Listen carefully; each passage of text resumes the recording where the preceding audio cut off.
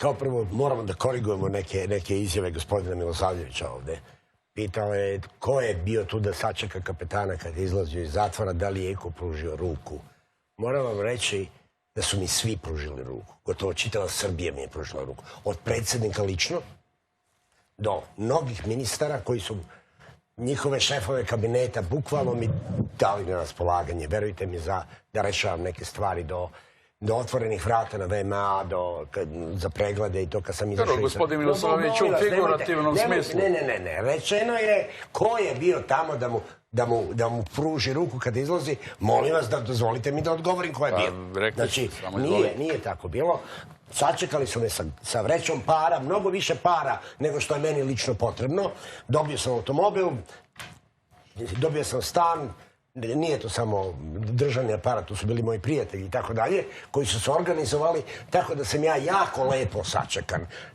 Daleko više nego što sam ja mogao da očekujem kada izlazim iz zatvora da ću biti tako sačekan. Ali da vam kažem nešto, 14 godina sam ja bio u tom zatvoru. 14 godina. Ja nisam čak ni odgovor na moje e-mailove, prvih 10 godina posle više nisam ni pisao. Da sam totalno bio izgubio veru. Normalno, kako ne bi izgubio veru kada čujete ministra inostranih poslova Srbije, Jeremića, koji kaže Srbija se neće mešati u sukob između kapetana Dragana i Hrvatske. To nema veze sa Srbijom.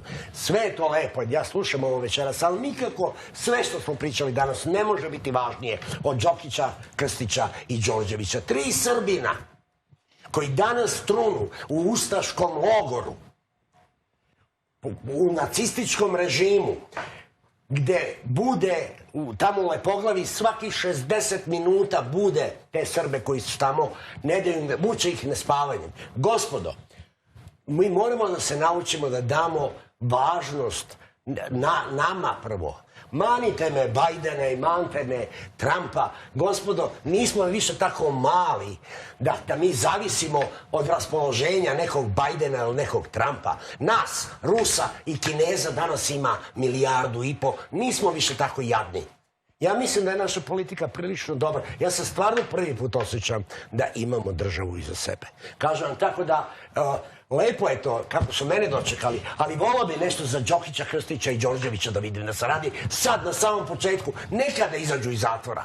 Lako je kada se izađe iz zatvora, verujte, ja, kao što sam rekao, cela Srbija će ih sačekati, kao što je i mene sačekala. Siguran sam da nema tog Srbina koji neće pomoći nekom heroju, nekom vojniku koji je branio Srbinu kada izađe iz zatvora ako mu nešto zatreba. Sada mu treba pomoć. I molio bi vaše kolege da poput vas odvoje malo vremena i pozovu, naprave specijalne emisije o Đokiću, Krstiću i Đorđeviću, da pozovu njihove advokate, da pozovu njihove rodbinu, da pozovu Lintu, Štrpca, ljude koji znaju šta se radi. I da to bude naša tema, a ne nekakav Bajden, a ne nekakav tamo Trump i tako da. Mislim, oni su toliko manje bitni nego ova 3 Srbina. Mi redovno radimo uvijek jutro te teme vezano za ljude koji su osuđeni. Krstić, Đorđević i Đokić, ti ljudi, treba da se zna njihovo ime, ne o ljudima, nego o Krstiću, o Đokiću i o Đorđeviću. 3 Srbina koji su imaju ime, prezime, porodice, decu, unuke. O njima treba da se zna i o njima treba da vodimo emisiju. O tome još uvijek ne radim. Hvala vam i što ste i mene pozvali. Vi ste jedini koji ste uopšte pomenuli te ljude. A sramota je da ste jedini. I znate šta, Ustaše to jako lepo znaju da iskoriste. Sada, kad je promjena vlade u Srbiji, svi su zauzeti organizacijom, nemaju vremena da se bave ovo. Ja sam zatražio sastanak i kod ministra inostranih poslova, i kod ministra pravosuđa i obaveštavat ću vas da li će da me prime i kad će da me prime. Ali verujem da hoće. Ja verujem da sada imamo državu i da ovo mora doći na dnevni red.